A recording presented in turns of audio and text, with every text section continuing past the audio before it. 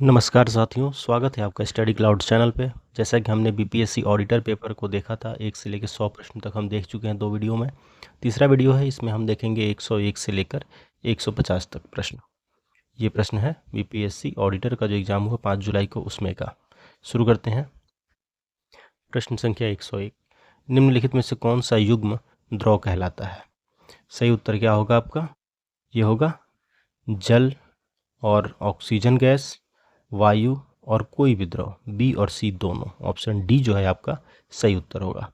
नीचे 2 कथन दिए गए हैं, अभिकथन और कारण। इसको देखते हुए नीचे दिए गए कूट में से सही कूट का सही उत्तर चयन करें।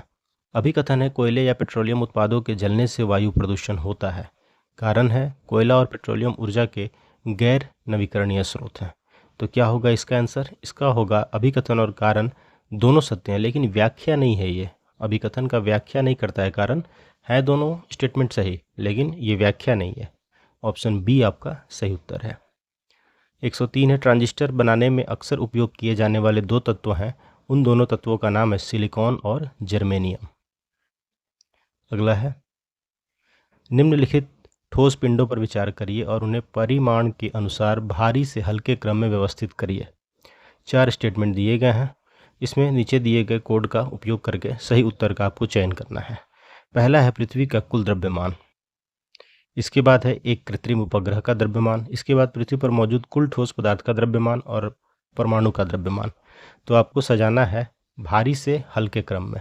तो सबसे पहले आपका क्या आएगा? सबसे पहले आएगा पृथ्वी का कुल द्रव्यमान, सबसे भारी। इसके बाद पृथ्वी पर मौजूद कुल ठोस पदार्थ का द्रव्यमान, फर्स्ट, फिर थर्ड।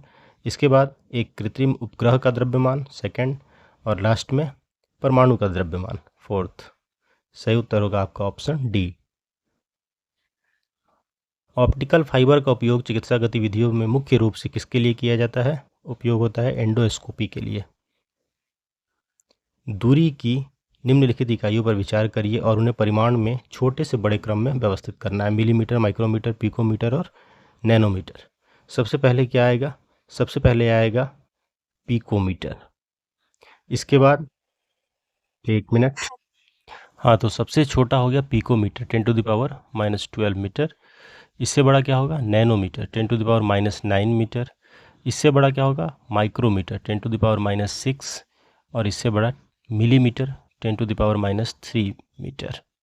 सबसे छोटा पिकोमीटर, उससे बड़ा नैनोमीटर, इससे बड़ा माइक्रोमीटर और इससे बड़ा मिलीमीटर।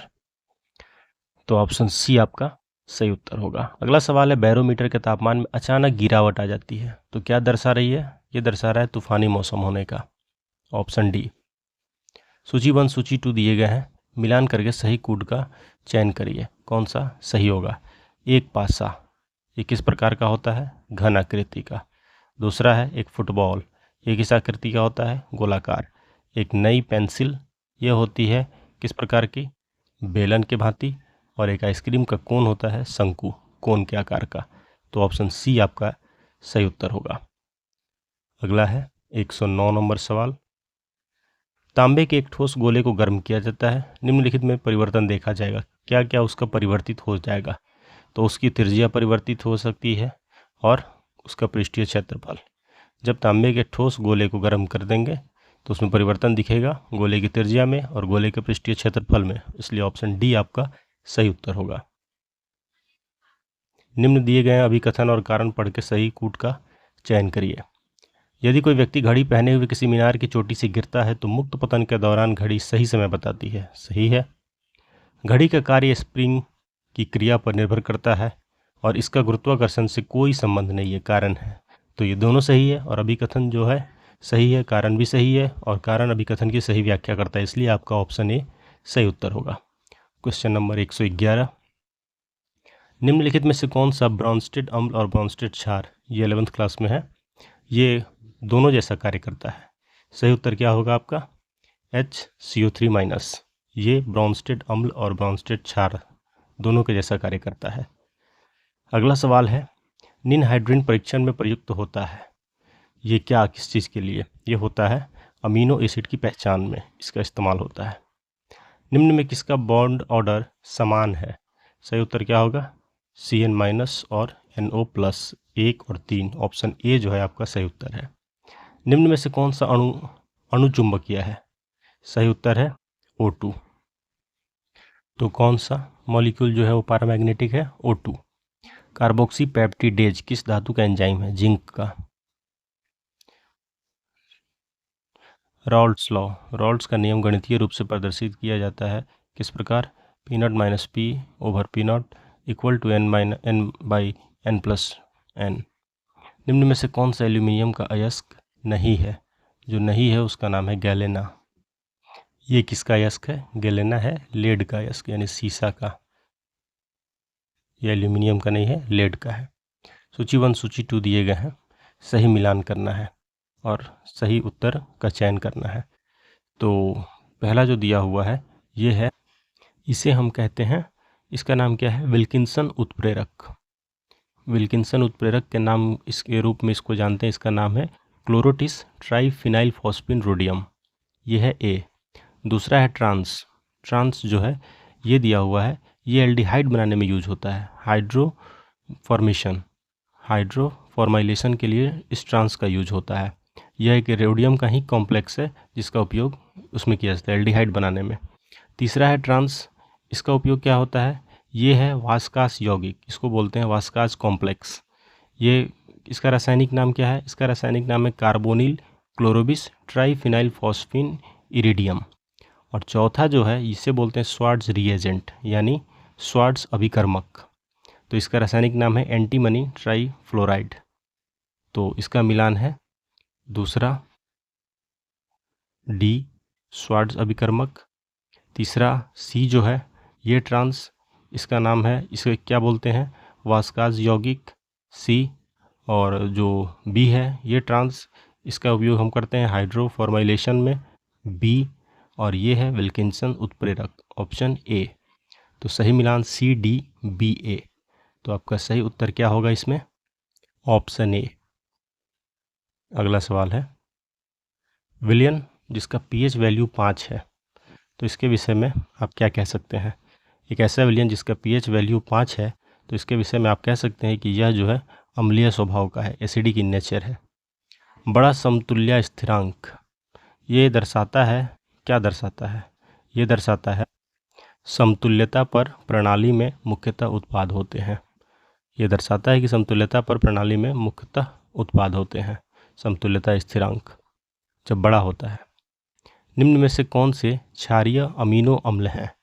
ये हैं lysine, option A. 122 number, cytokines मुख्यतः होते हैं, क्या होते हैं?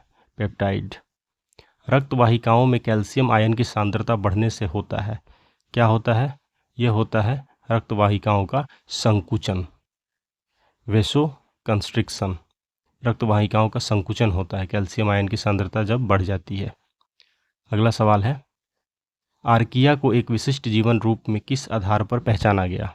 इसे पहचाना गया क्योंकि इनके जो राइबोसोमल RNA में विशिष्ट अनुक्रम देखे जाते हैं, जो मिलते हैं, इसलिए इन्हें विशिष्ट जीवन के रूप में एक आधार पर पहचान मिला। प्रकाश संश्लेषण के दौरान उत्पन्न ऑक्सीजन सल्फर चयापचय करने वाले बैक्टीरिया द्वारा उत्पन्न नहीं होती है।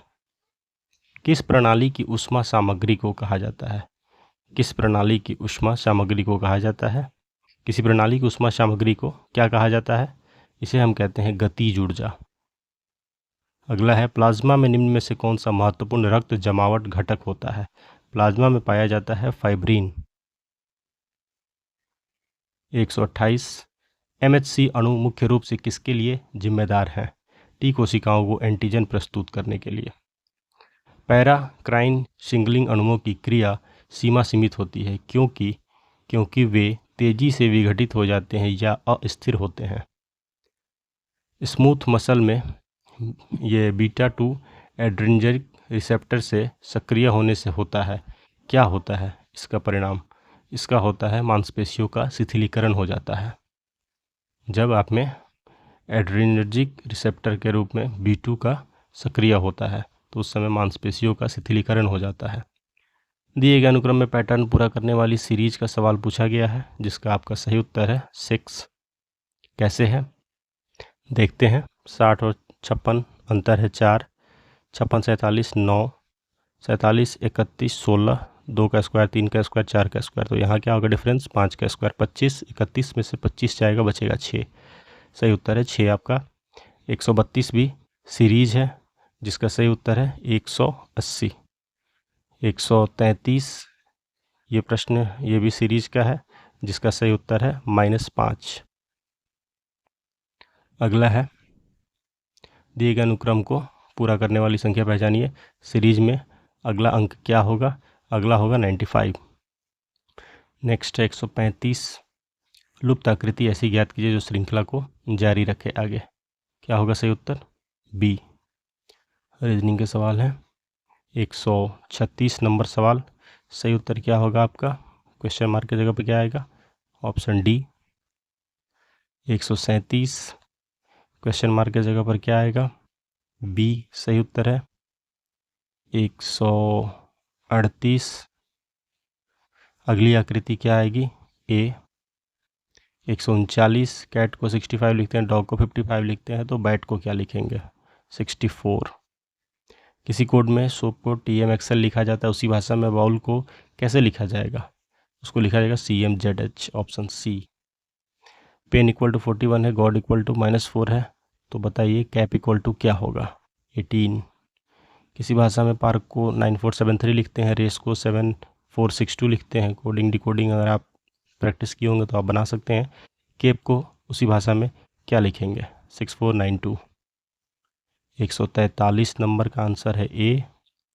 144 प्रश्न संख्या, यहाँ भी कोडिंग डिकोडिंग पूछा गया है, तो बताना है आपको कोड 5248 का प्रयोग किसके लिए किया जाता है, जो कि आपका सही उत्तर है Dubai is very advanced, option A के लिए किया जाता है।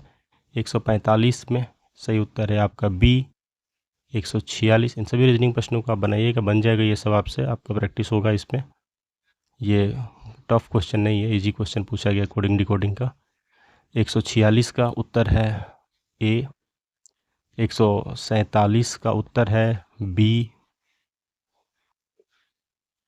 सिलोगिज्म भी पूछा गया है, ऑप्शन बी जो है आपका सही उत्तर है। 148 में भी वही सवाल उसी प्रकार का है, इसका सही उत्तर है ऑप्शन सी। 149 नंबर सवाल, सही उत्तर है ऑप्शन डी, और 150 सही उत्तर है बी। केवल 2। तो ये थे 101 से 150 तक। रीजनिंग में आपसे सिलोगिज्म पूछा गया और मैथ्स में सीरीज पूछा गया है। Thanks for watching, keep supporting study cloud. Thank you.